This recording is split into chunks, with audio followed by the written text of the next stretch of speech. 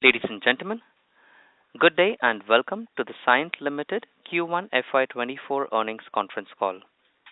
As a reminder, all participant lines will be in the listen-only mode, and there will be an opportunity for you to ask questions after the presentation concludes.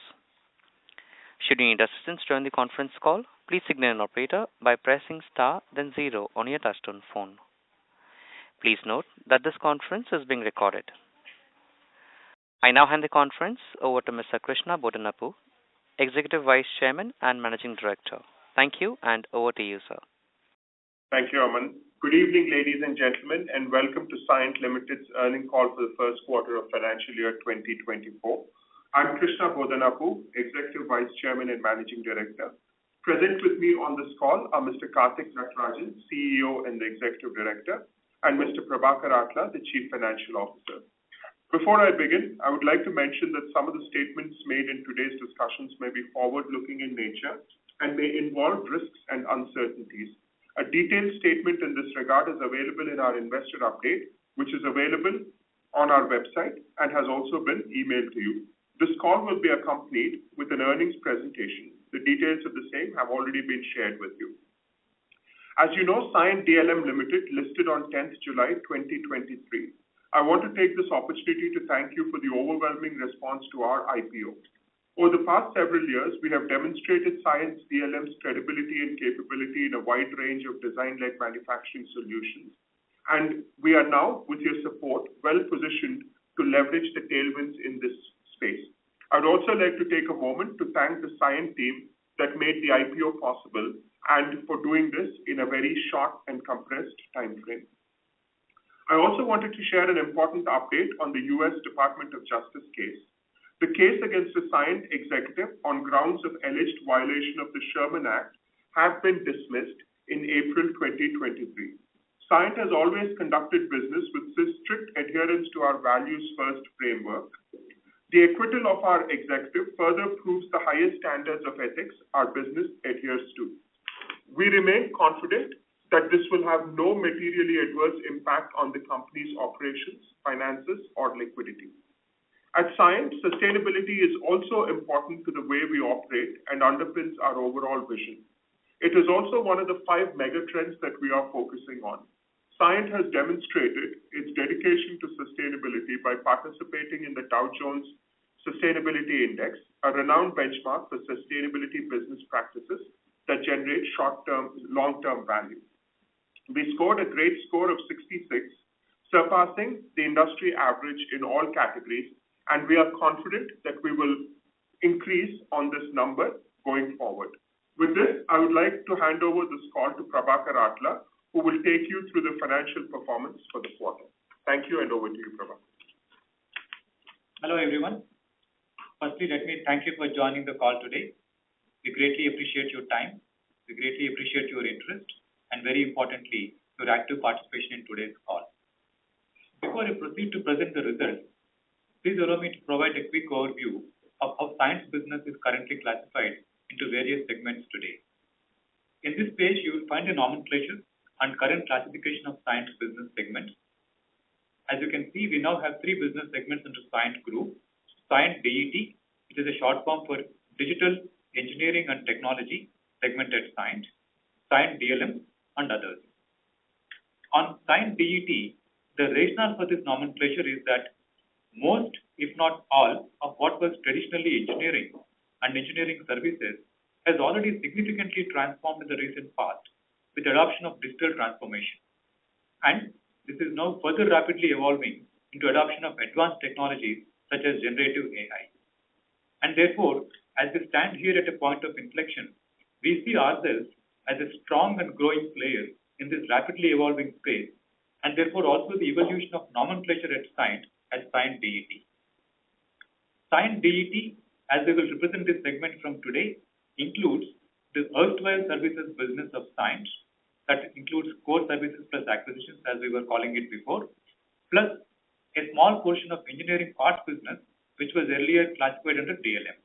I repeat, Cyient DET business, as we will represent this segment from today, includes the erstwhile services business of Cyient, plus a small portion of engineering parts business, which was earlier classified under DLM. Apart from evolution of segment nomenclature from services to DET for reasons explained earlier, the additional item here is the reclassification of engineering parts business, and this reclassification is based on business and client adjacency and was done prior to DLM divestiture.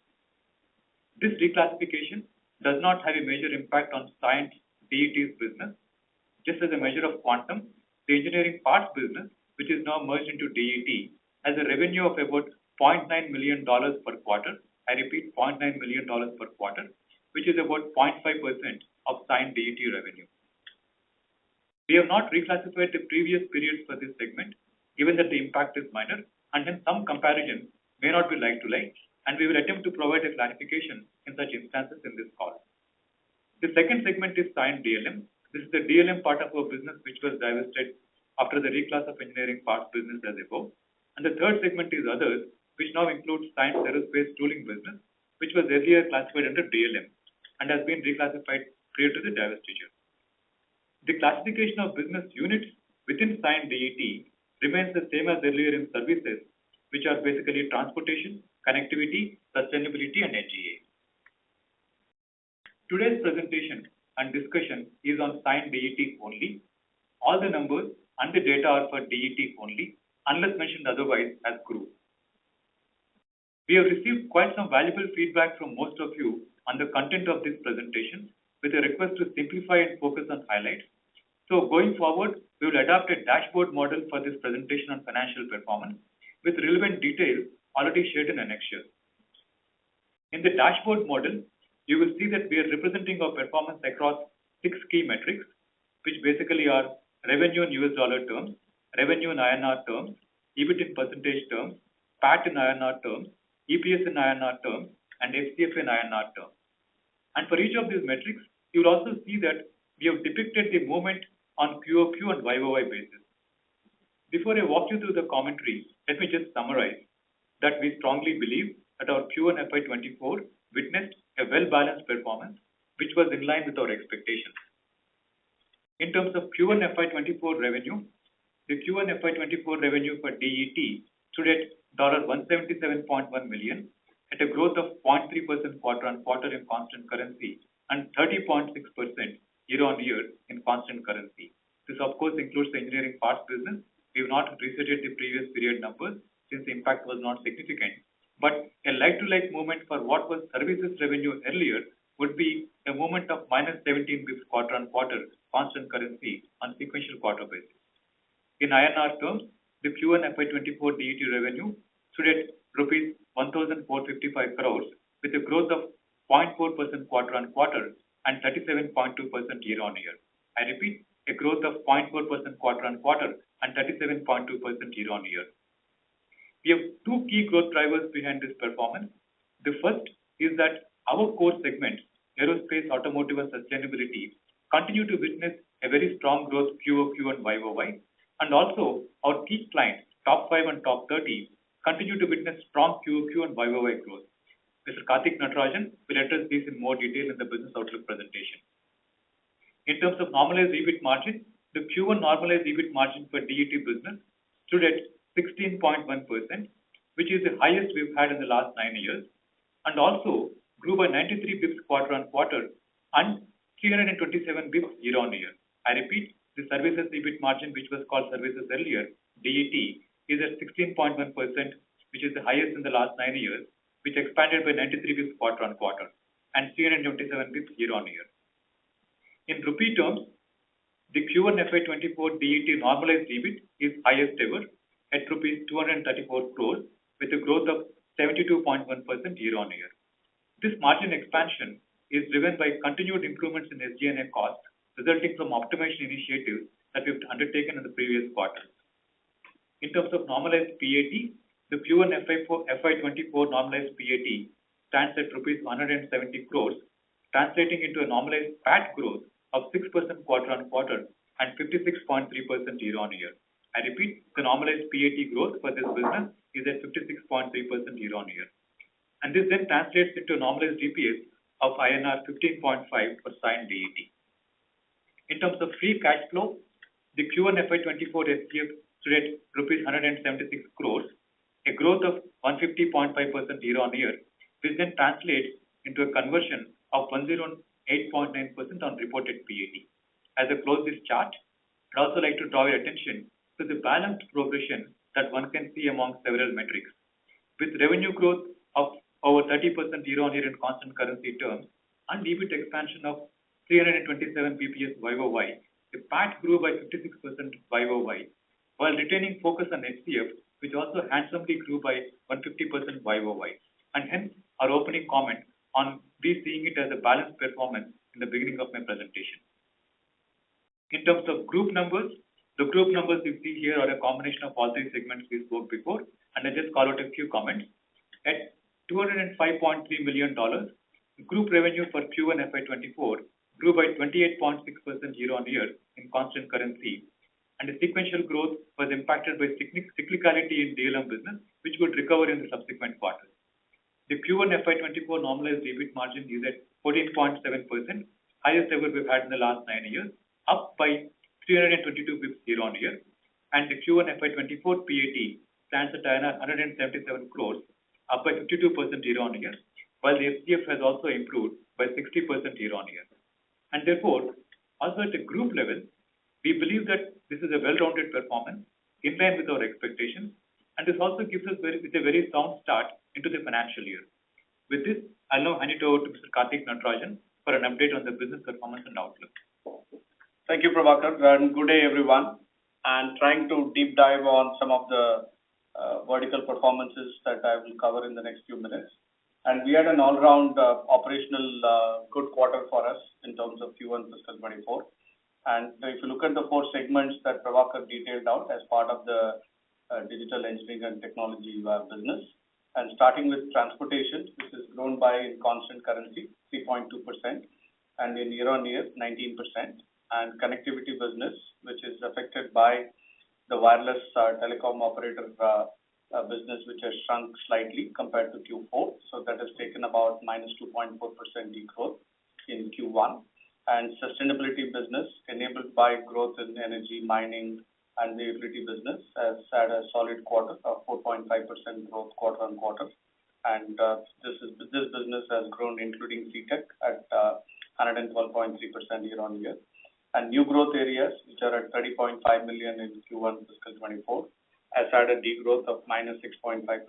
And this is attributed to the high-tech and semicon degrowth that we have seen, while we continue to see momentum in our automotive business, which has really grown very well as compared to the last quarter. In terms of order intake, and this is more of seasonality that you see on QOQ, YOY is the right measurement to compare with. And we had 193.2 million of order intake, which has grown by 32.5% year-on-year in terms of constant currency. Our offshore mix continued to stay at 44.4%. As you may remember, the earlier core business of Cyient, which has moved to 54% over the last 8 to 10 quarters. We have an opportunity to improve on this with all the acquired entities put together, which is back to 44.4%. We won 6 large deals in the last quarter, which is amounting to about $49 million. And interestingly enough, some of these deals include the software-defined vehicle for trucks and autonomous perception systems for construction equipment and grid analytics, and also floating production, storage offloading for LNG and for one of the oil and gas customers.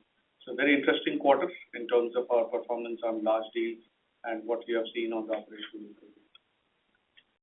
To move on and to share more of outlook for rest of the year, we continue to see the investments around the green transportation, energy transition, defense and security, digital health and automotive, as well as on the decarbonization areas. And we have seen a significant momentum on the aerospace growth, and which will probably continue to be there throughout this year. And both on new aircraft demand as well as on the MRO side of the business, I think both are looking strong for the rest of the year. We also started seeing momentum around advanced air mobility solutions, and this is one of the diversification from our core aerospace business into urban air mobility. And this probably gives us an acceleration over the next 3 to 5 years as the business evolves. In terms of connectivity business, I think wireline business, which is definitely on a stronger footing, with some of the funding coming from the US government on RDOF, which is called as the Rural Digital Opportunity Fund, and BEAD, which is the Broadband Equity Access Deployment Programs, where there are likely to be about $60 billion plus spent over the next 3 to 5 years, and this continue to be the drivers of growth, apart from the public and private wireless that we have spoken about in the past. In terms of sustainability, the energy minerals are at an all-time high in terms of demand, whether it is lithium, nickel, zinc, cobalt, copper, and also the decarbonization-related investments are continuing to increase from our customers. And we have also seen hydrogen and ammonia-based green energy and carbon capture utilization, and these are the investment areas we are seeing momentum, and we'll talk about more in the subsequent slides. And new growth areas, and this is the growth is led by automotive, again by software-defined vehicle and electrification. And we have seen some softness in the semiconductor business. We hope that gets better during the later part of this year. And semiconductor business are seeing momentum from high-performance computing, artificial intelligence, and auto segments. And healthcare and life science business has been flat as compared to the last quarter. We expect that to start getting into the growth trajectory in the second half of this financial year. With that said, our investments around technology solutions and digital areas continue to really yield better results for us. And to share some of the success stories, we won a very large program on semi-autonomous drive collision and obstacle avoidance system for a construction equipment major from Europe. And this is one of the prestigious programs from Cyient based on the capabilities that we built over the last 3 years. And we are actively working with the customers to convert most of their products to be enabled for autonomous systems. And we also have won some of the projects from customers on ADAS feature development and integration with the EV truck, and software-defined vehicle on core embedded and vehicle application software for one of the European truck manufacturers. And these are some of the terrific wins that we had in the last quarter. We expect the growth in automotive and off-road highway will continue to expand based on some of the recent wins. Network analytics and automation led by cloud-enabled and AI-driven analytics and zero-touch provisioning, and have really given us some of the results and new wins that we had, and also the pipeline that we are seeing in this area is very strong. Enhanced grid analytics to integrate AMI data with some of the ESRI tools that we have created system integration programs. I think they are continuing to pay well for us, and we continue to build momentum on the utility business that we are in.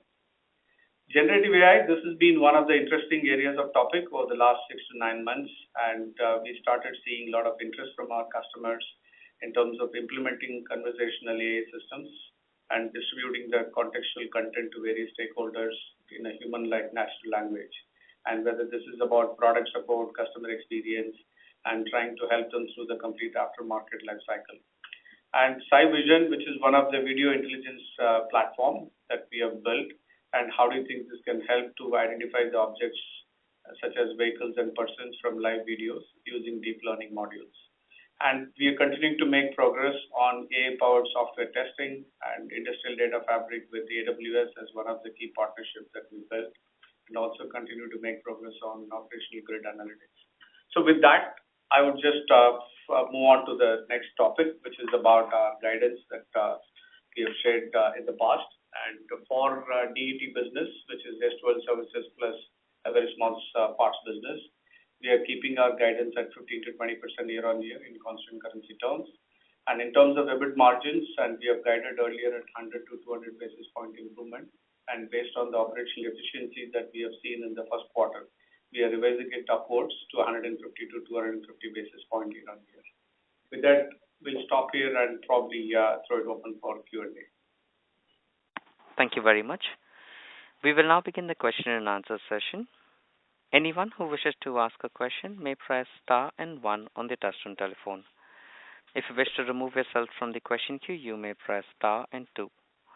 Participants are requested to use handsets while asking a question. Ladies and gentlemen, we will wait for a moment while the question queue assembles.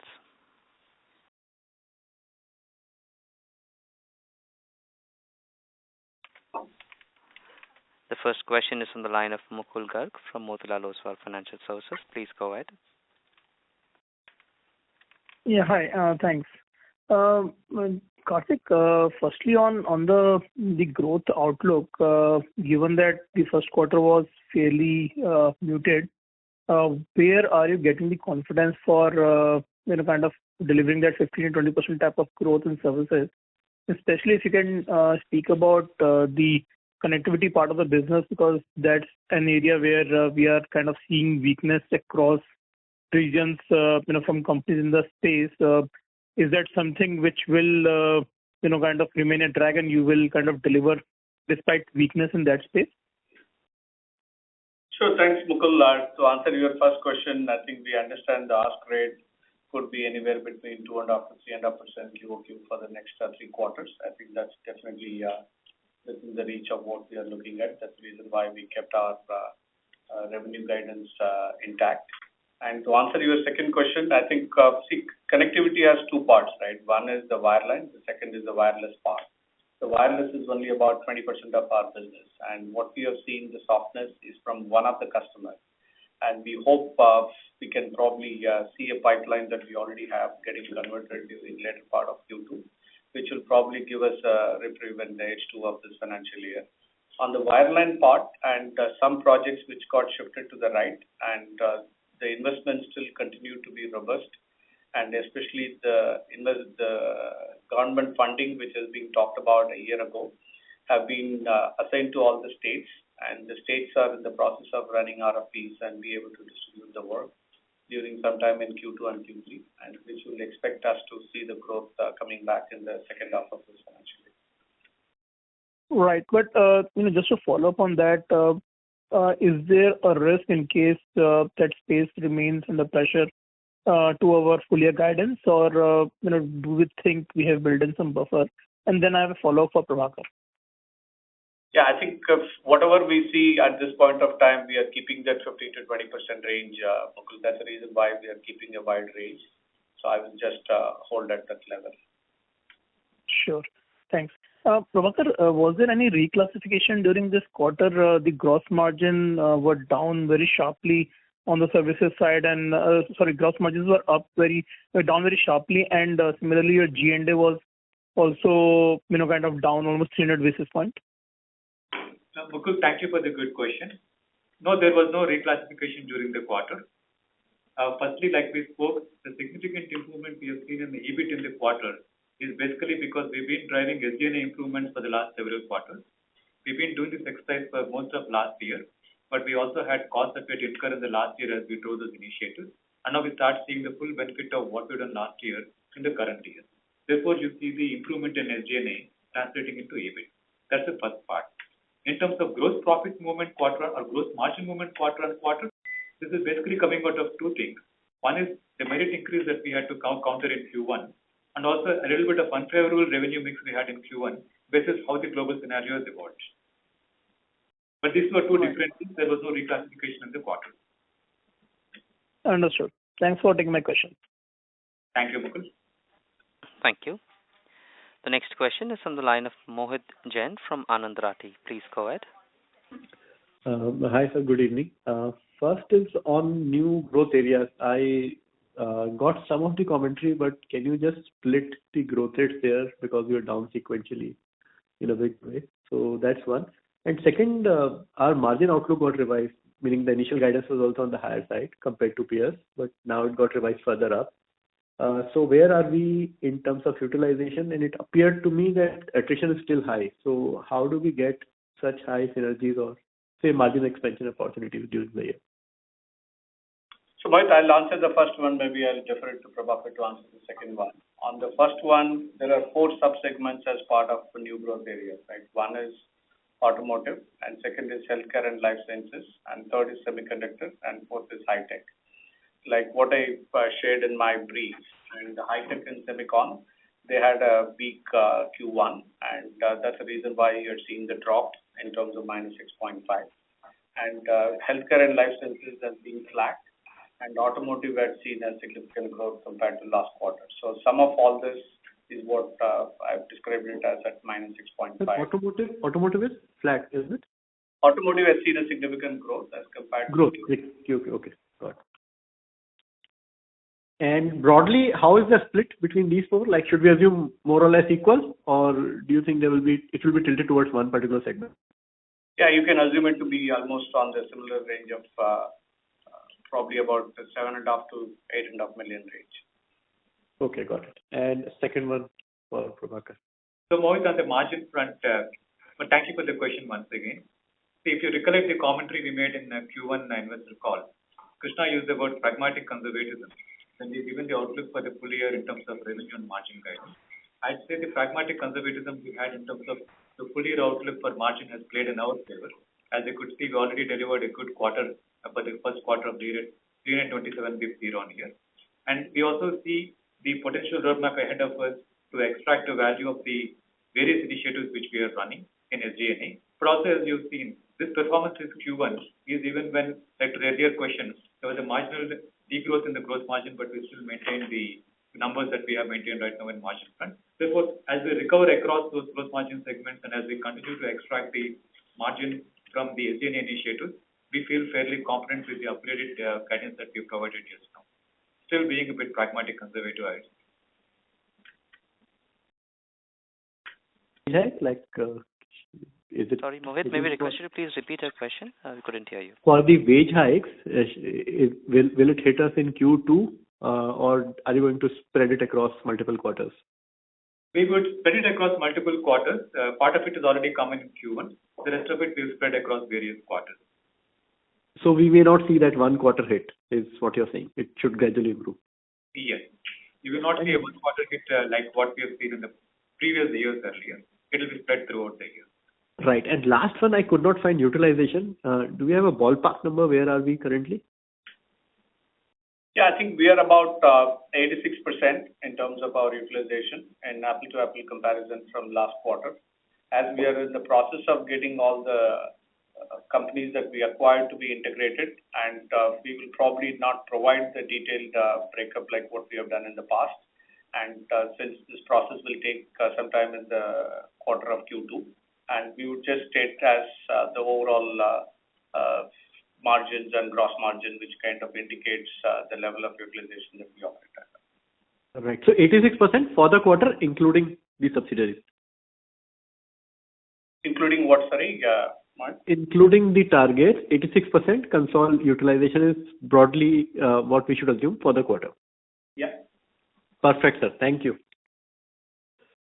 Thank you.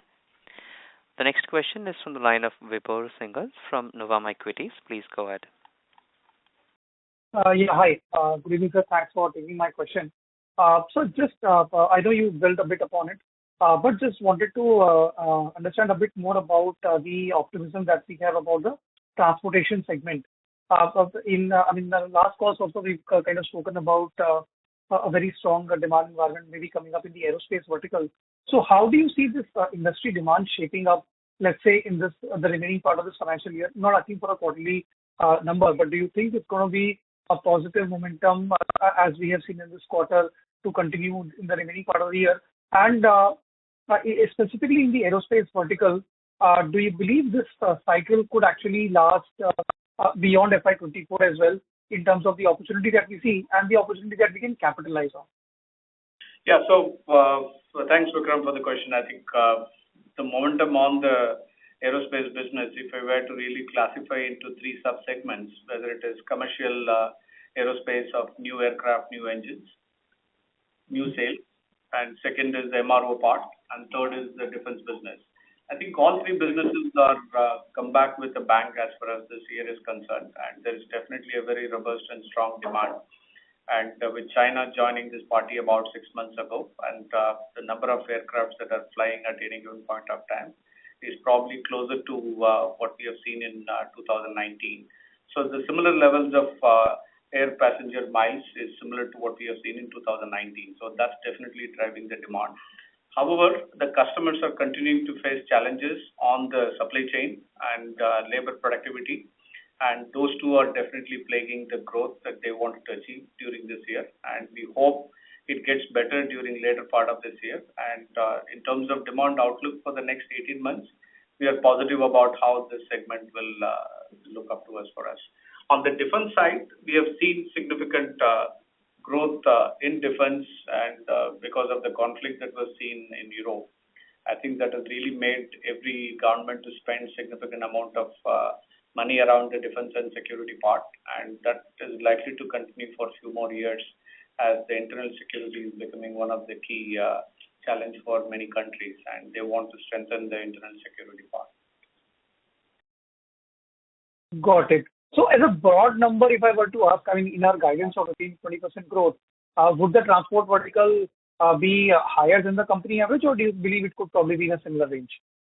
I think our interest is to really make all of these four segments to grow in double digit. I think that's the intent on which we are operating, and some would be on the higher end and some would be on the lower end. Got it. And on the connectivity side, if I were just to maybe pick your brains for a couple of minutes, I think we've seen this vertical actually being the problem area for almost all the companies, be it in the IT services business or in the ER&D space. I think the telcos globally continue to bleed, and there's not much of spend either on technology or on the research part that they're undertaking at this point of time. Do we also see the same thing driving this segment, and which should probably keep this vertical under pressure in the near to medium term as well? I would say, as I mentioned in the previous question, Vikram, I think specific to wireless part, we have seen some softness, and with some of the pipeline that we have today, and we hope it to come back during the later part of this financial year.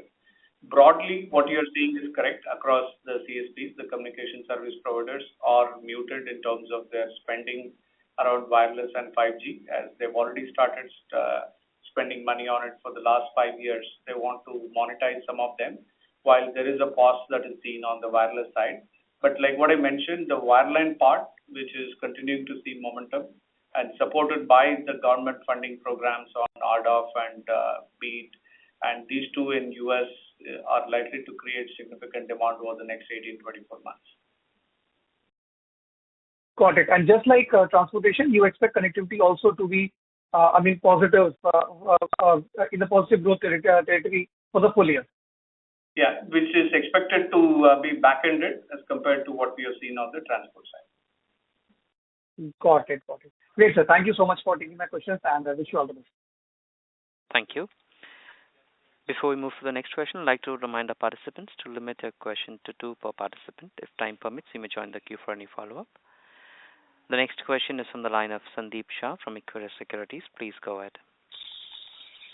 Yeah, thanks for the opportunity, and congrats on a good execution, especially on the margins. Can you use the handset? It's not very clear. Is it better? Yes. Yeah. The first question is in terms of the guidance again. As per my calculation, the ask rate is actually 2% at the lower end and 5% at the upper end. So even 2% is not conservative looking at the macro environment, and your commentary about the semiconductor, high tech, and communication may have some gradual recovery rather than a fast recovery. So how confident we are in terms of growth pickup starting from 2Q, and do you believe 3Q, 4Q growth rates would be higher versus 2Q?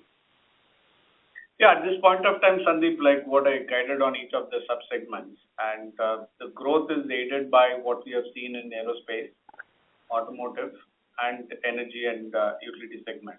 And we expect the growth in these segments and supported by healthcare and life sciences and connectivity during the second half of this year. We expect to keep our guidance in the same range of 15 to 20%. Okay. So whether growth rates could be slightly back-ended this year versus maybe 2Q may have slightly gradual recovery as well? No, we are not guiding specific on Q2, and I understand the ask rate that you talked about, and we are aware of it, and we are working towards meeting our overall guidance of 15 to 20%. And Prabhakar, just in terms of question on nature of SG&A optimization, why I'm asking this is actually the support staff has not gone down on a Q1Q. So what is the nature of such a big optimization which we have achieved in the 1Q and your expectation to continue going forward? And your 1Q EBIT margin is already 240 bits higher versus your FY23 EBIT margin for services business. So that means on a next 3 quarters, margin may be more or less flattish, which is still a very good execution, but that is the way directionally one should think about despite wage hikes. So I would say this cuts across number of levers, Sandeep, which we've already worked, like I said, in the last year. But you're not seeing the impact of it last year because there were also costs that we incurred along with it, and you're seeing the full benefit in the, or at least the fullish benefit in the current quarter. Therefore, our confidence that whatever we have done will continue to maintain, if not further improve on that. Therefore, we'll continue to realize the same benefit through the full year. And you're right.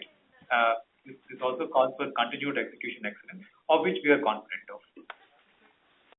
Thank you. Sandeep, in the interest of time, may I request you to join the queue for any follow-ups, as there are several participants waiting for their turn.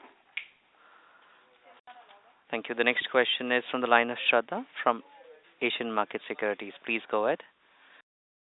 Yeah, hi. Congrats on a good quarter. A couple of questions. Within transportation, would it be possible for you to split the growth between aero and rail transportation?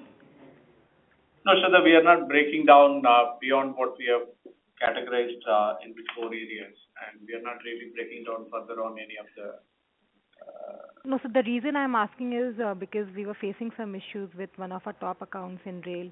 So are we out of that issue, or are we still facing some softness in that particular client, leading to overall subdued growth in rail transportation? No, we are not seeing any issue that we have spoken about on this customer over the last 2 quarters. I think that continues to be doing well, and we don't see any negative surprise as far as the customer is concerned. Great. And another question on sustainability, given the fact that we've shown a very strong 4.5% growth. So is there any seasonality in the CTech business wherein 1Q is higher, and or is it business as usual growth in the sustainability segment for us? Sorry, can you repeat the question, Shraddha?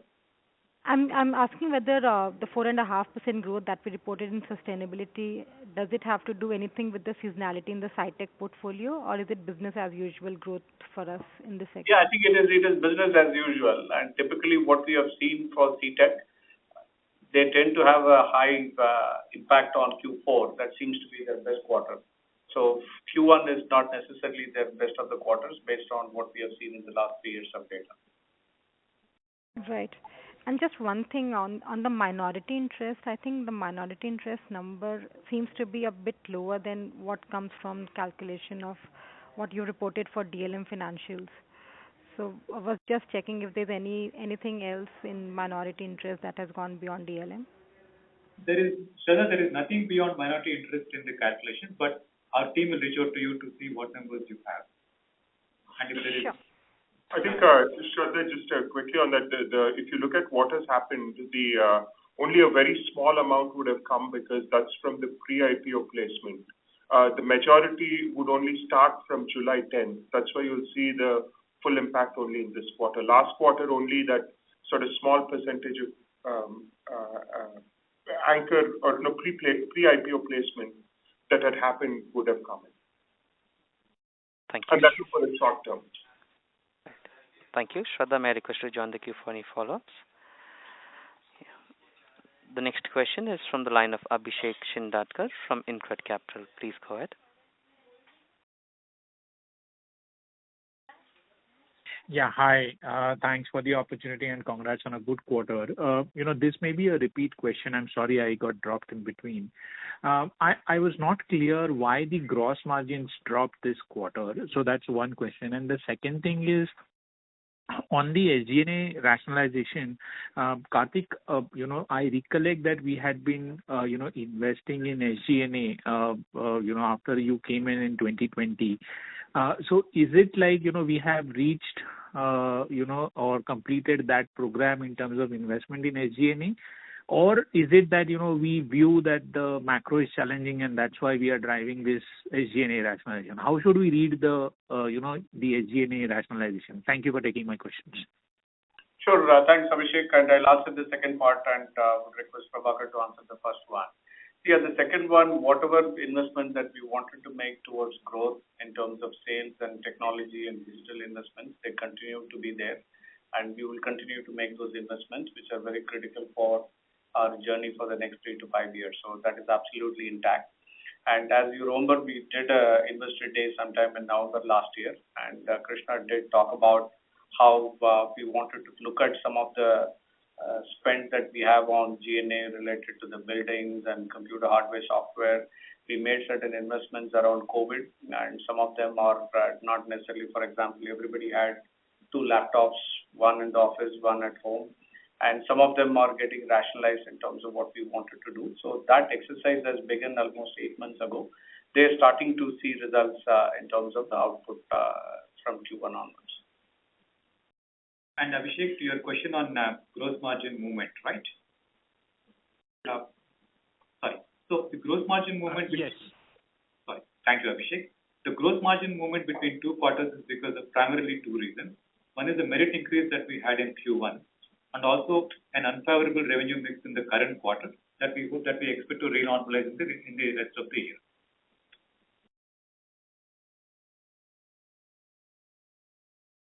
Okay, that's helpful. Thank you for taking my question and best wishes for 24. Thank you, Abhishek. Thank you. The next question is from the line of Mihir Manohar from Carnelian Asset Management. Please go ahead. Yeah, hi. Thanks for giving the opportunity. Sir, just largely wanted to understand on the aero side, I mean, are customers talking of any major programs being undertaken, any major developments or any major upgrades happening? Just wanted to get an understanding around that on the aero side. Yeah, Mihir, I think I'm sure the entire industry is waiting for upgrade of what is called as the single aisle program. I think both A320 and 737 from Boeing, I think both are almost 25, 30-year-old platforms, and they both need upgrade. And interestingly, what I was hearing from some of our customers I met in the last 8 or 10 weeks, they were really looking for a decision around the sustainability initiative that is going to impact the commercial aerospace industry, whether it is using more of sustainable air turbine fuel, or whether it is about hybrid, whether it is electric or hydrogen. I think some of those bigger decisions have not been made, and that is one of the reasons why the programs are getting delayed. And we do believe it's a matter of time in the next couple of years that there will be announcement around new programs. And the super cycle, which happens once in every 10 years, is likely to kick in anytime between 24 to 26. And both the platforms definitely require significant upgrade, and I'm sure it's a matter of time before both of them will come forward with upgrade programs. Like what I also mentioned, this is the first time many of the customers are seeing the robust demand coming from both commercial and defense side. And this is something they always managed, one being on the high, one on the lower end. They can really manage the demand. And now they've definitely seen significant demand on both defense as well as on the commercial side. Just to put things in context, if you really look at the F-35 program launched by Lockheed Martin, and they're coming up for MRO now, in the next 5 years, there will be at least about 500 to 600 aircrafts will come up for maintenance, repair, and overhaul. So that's the level of demand that is coming from defense side, on top of some of the new programs that are being announced to upgrade F-35 over the next 5 to 7 years. If I may just add, if we circle back to 2007-2008 timeframe, that was the start of a super cycle essentially in the aerospace design business, and we're seeing a lot of the signs of that now happening. And I think this time there's also a bit of a sort of a happy convergence in the sense that both defense, to Karthik's point about F-35, the tanker, mid-range transport, etc., happening. And also in the commercial side, they're teeing up for some of the new programs. So we're quite confident that the aerospace sector will go through that super cycle in the coming years. Sure, yeah, that's really helpful. Thank you very much. Yeah. Thank you. The next question is from the line of Dipesh Mehta from Emkay Global. Please go ahead. Yeah, thanks for the opportunity. 2 questions. First, about just want to understand the new breakup which you provided. What Cyient others include? Because if one adds Cyient DT, Cyient DLM, then there is some gap. So if you can provide some sense about it and why we are keeping it separate. Second question is about the new growth areas.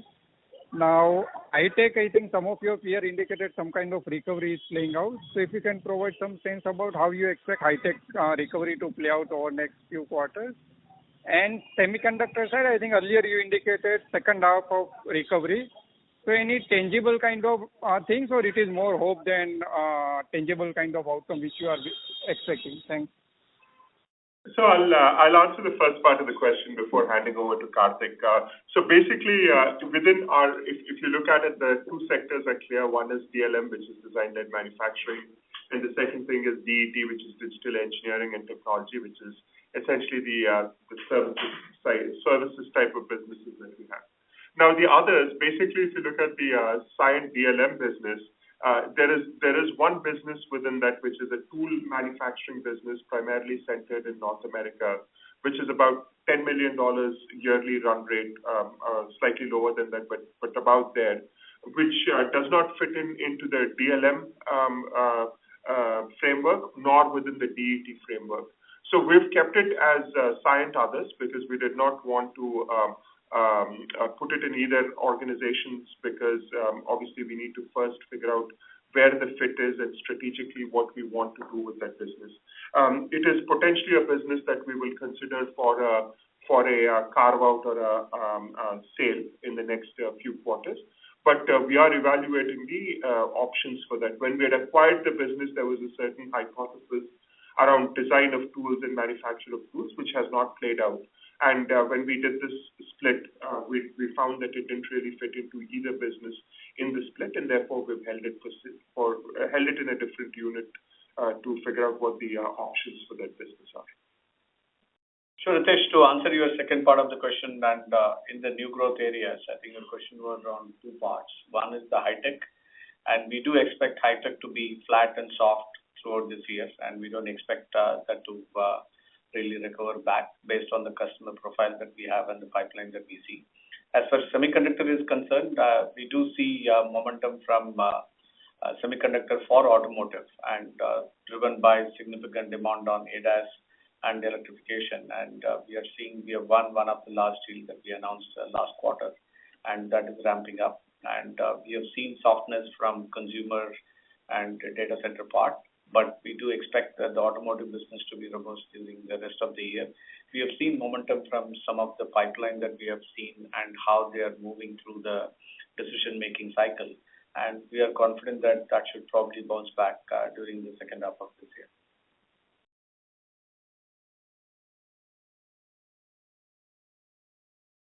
Thank you.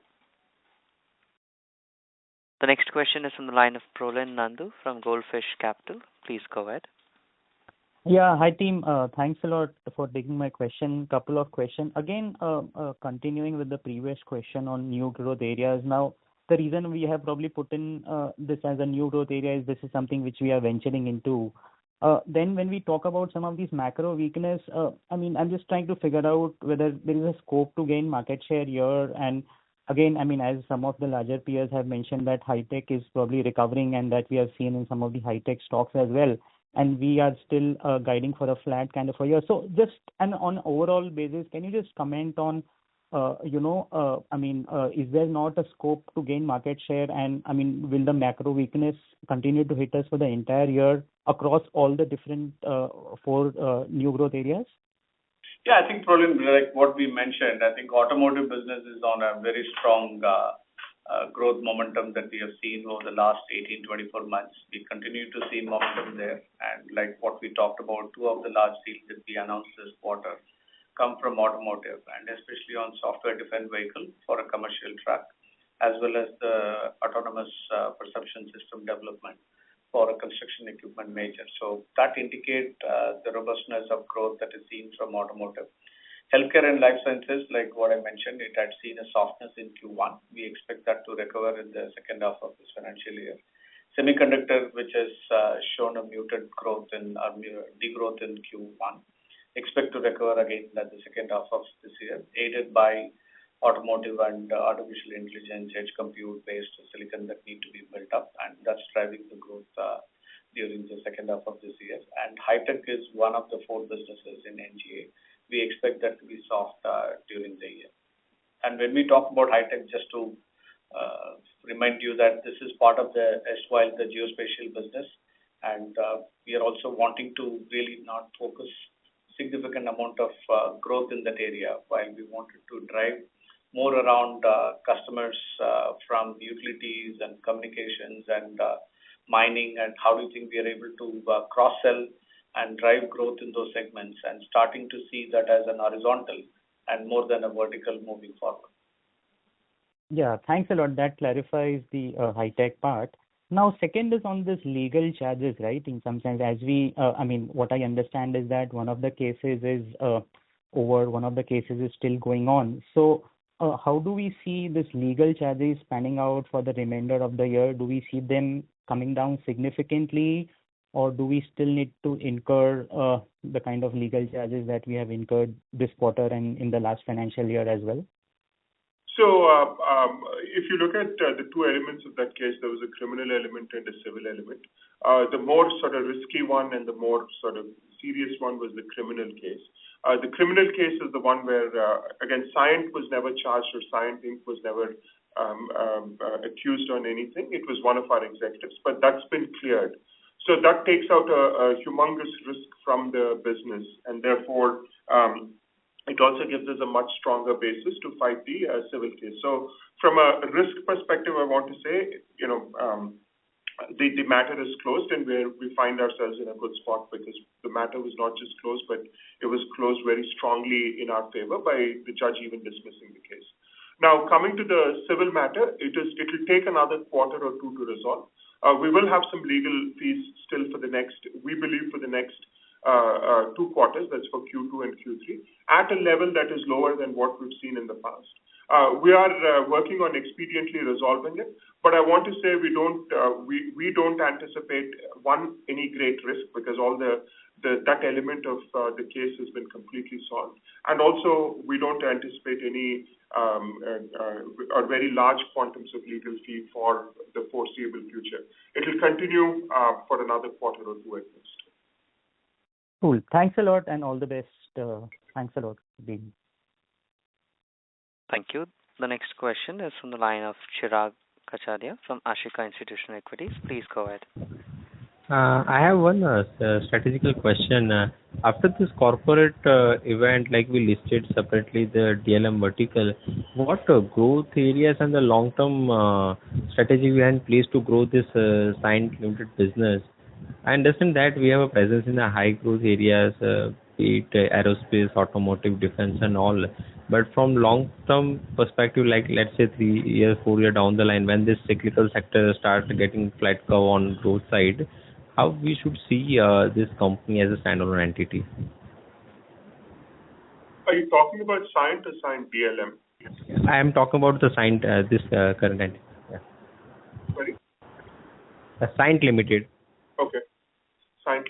Okay. So see, I think the idea that we had is that there are two elements to our business, right? There's the manufacturing element, and again, not to talk about that here, but that's poised for some good growth.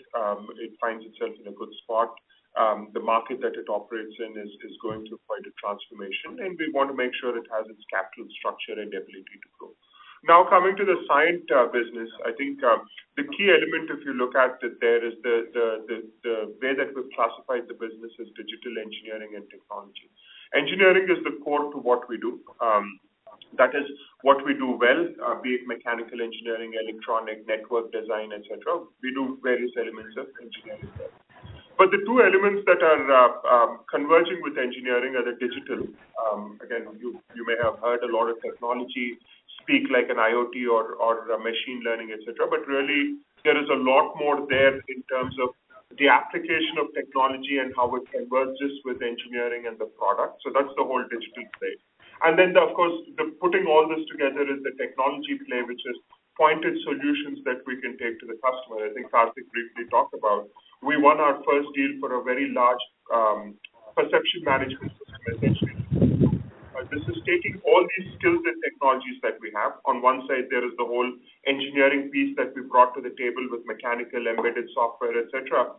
And on the other side, we brought the digital piece to the table with elements like artificial intelligence and connected devices and so on and so forth. So technology really brings the digital and engineering elements together.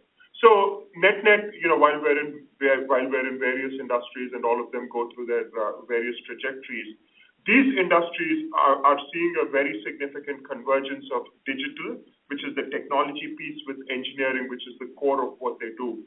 And we've been very strong at enabling the convergence between digital and engineering.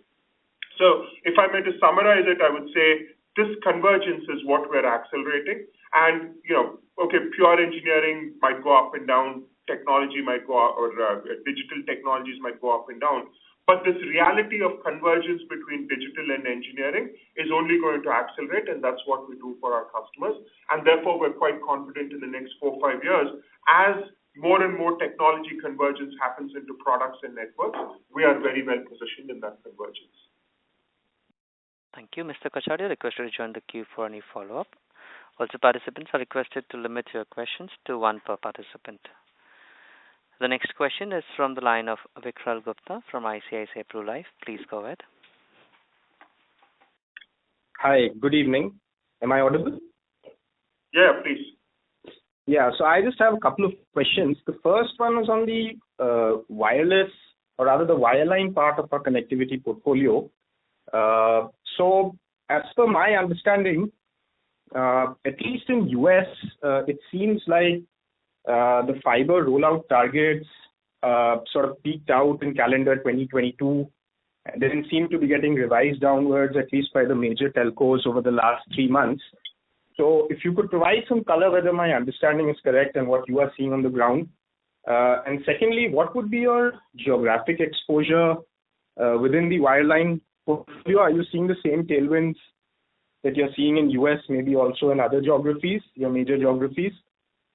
Yeah, those were the 2 questions. Thank you. Thanks, Gupta, for putting these questions. And to answer your first question, and what we have seen is the fiber penetration today in North America is about 50-55%. And what is happening with cable and media and plus the wireless connectivity enabled through 5G, and all of them need fiber as a backhaul for the last mile. So that's going to be critical. And 3, enable to buy the rural connectivity initiative from the US government, along with rural plus the urban low-income area, which is covered through the BEAD program. And these are government-funded programs, and these are going to be awarded to many companies beyond the large telcos, and based on the location that they operate in, and they go through a bidding process. And that is underway as we speak, and that's likely to drive this penetration of 50-55% to probably 65-70% over the next 2-3 years.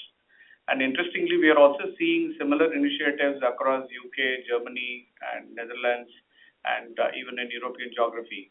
And this is going to be a global initiative in terms of increasing the fiber rollout. And as you cannot really say whether it is wireline versus wireless, I think you need both, even for wireless to be successful. And with cable and media companies trying to ride on the streaming initiatives through wireline, I think it makes a lot more important across all the geographies, and everyone realizes on the critical infrastructure cannot function just through wireless, and they definitely want to depend on creating redundancies with wireline as well as wireless.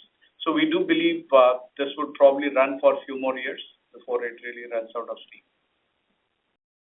And also there is a significant initiative around replacing copper with fiber optics. So that's something which is like a legacy modernization, which is happening even within the existing fiber, which has been done over the last 15 years, would need an upgrade. And that's another cycle that is happening across many of the geographies.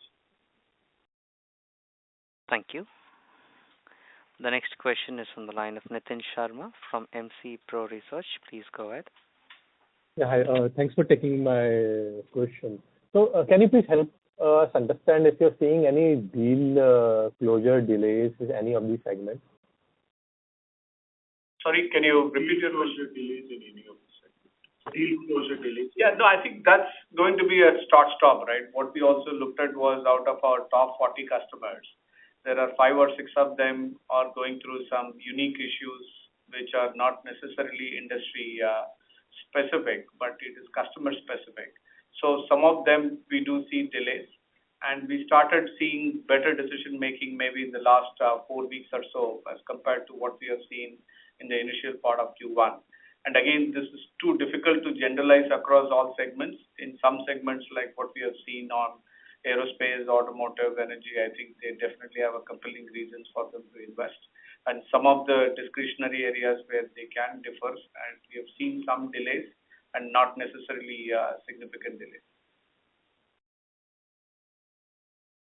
Thank you. Ladies and gentlemen, that would be our last question for today. I now hand the conference back to the management for their closing remarks. Thank you, and over to you. Thank you very much. Thank you for joining the call this evening. It has been a very important quarter for Cyient.